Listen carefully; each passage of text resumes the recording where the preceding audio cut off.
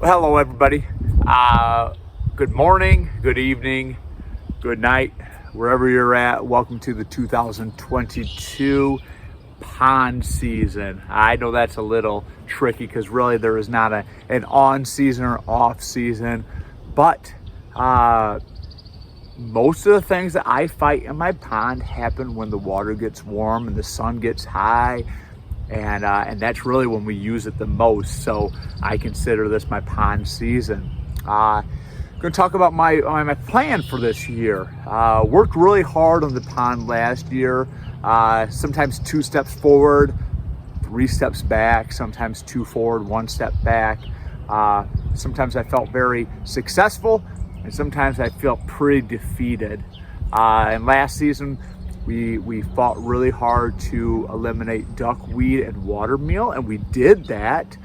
And last season I added dye about once a month, probably almost too much, but adding dye, and what that did was that really killed back the lily pad roots.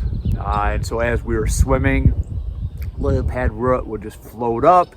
You'd step on it, it would be all soggy and rotten. And what that did was it caused a lot of rot to happen in the pond. And then we end up having a lot of biofilm issues. It goes by a lot of different names. Basically, there's too much decomposition for my pond. I don't have a true water inlet and a water outlet. And so the only circulation I really have is I have a small spring and seep inside the pond. And then the aeration moves it around, and then any rainwater that comes in and will spill over if there's enough level of water. Last summer, the water kept dropping here in Michigan. That wasn't a situation, there was no extra water, and so it just became more and more concentrated. Well, we're pretty soggy right now here in Michigan. There's lots of water. And so let's kind of go into the plan for the year. What do I want to accomplish? The sun is right in my eyes, but you guys know how it is. It's a Saturday morning. It's pretty quiet, not too windy, and it's going to be a beautiful day. So I'm looking forward to today. Won't be much tractoring today, though. It's pretty soggy. So big plans for this year. I'm sure that I will have to apply a herbicide sometime. I'm not really feeling like I have to jump right after it. There is some algae growth around the outside. The rain kind of dissolved that a little bit, but I'm sure it'll start accumulating a little bit more. I do have some weeds going along the outside. I haven't quite figured out what they are.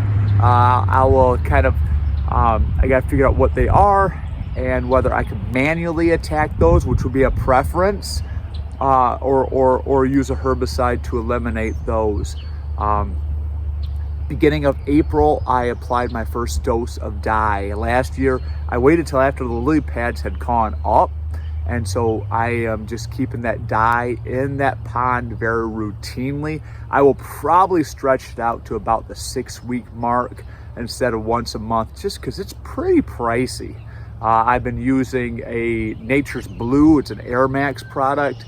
Comes in a 1-gallon jug, and it's about $50. Supposed to have some beneficial bacteria in it. I don't know, but it does a pretty good job at adding that blue color. Definitely the pond is darker. You can't really see fish moving around in it, but it keeps the growth from happening. So I'm going to keep ponding, or I'm going to keep dye in the pond, and that's one of the things that I'm really going to work at.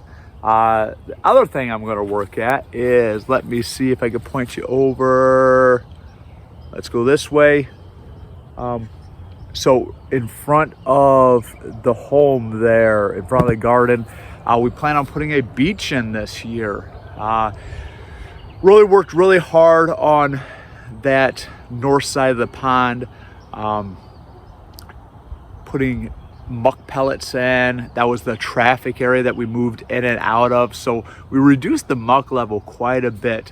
I'll have to, one of the local excavation companies, they do sell a mat. It's a breathable geo type mat. and I think it only comes in maybe 12-foot wide strips, but you can go as long as you want. And so I've got to wade out into the water and figure out how far out I want to have that mat, how far do I want to have it on shore, and then I'll have to lay that down somehow, keeping it to the bottom, and start putting sand in. And I know that that's going to be a pretty fantastic feat. I could front end loader with the tractor. I'll probably have to have sand put in near the driveway and then use the Kubota to move the sand down. I could get it pretty close to the edge, maybe even in the pond a little bit. And then it's probably going to be heave hoeing, figuring out something maybe with the raft and 5-gallon buckets and dumping it. I probably could hire a slinger to come in, you know, where they shoot the sand, but it's pretty pricey. I also thought about bringing in a guy with a excavator to just dump it over, but once again, it's pretty pricey. The price of sand isn't bad. The geomat, I'm calling it geomat, it's a price that I can handle. But once you start bringing equipment in, you guys know how it works.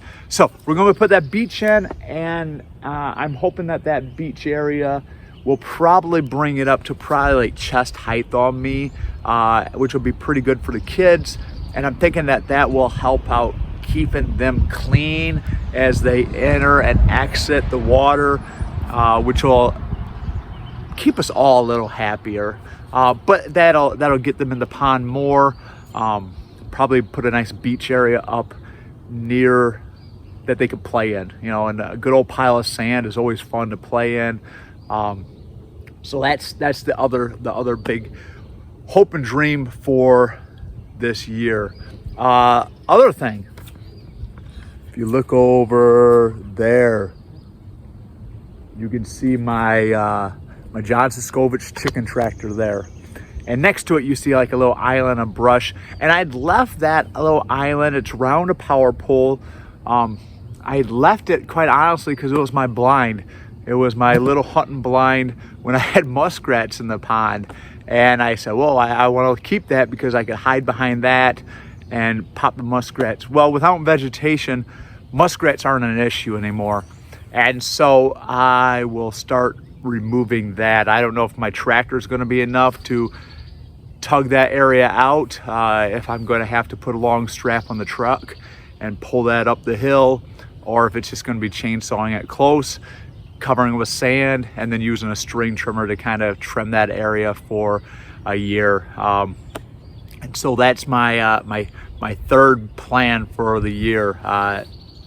Quite a bit. Now, me being a teacher, I've got a little time off, but that's my other plan. Fourth and final plan for the summer, and I'm not sure how that will work, whether it'll actually happen or not, is I've got other spots like this. And this really occurred during excavation, as they were pushing dirt from digging the pond, and they just, around trees, they just left these little spots where they couldn't get in. And I wish I would have just excavated all the small trees out, leveled it off. And so I'm thinking that probably if I can get some clean fill dirt to level that off, I don't think that fill sand would really be economical. But I've got a lot of areas around the pond that they become their own miniature ponds. And so then I've got a couple of trees around the pond that need to be cleaned up. And so you can see along this edge, a lot of trees. A couple of them are partially dead.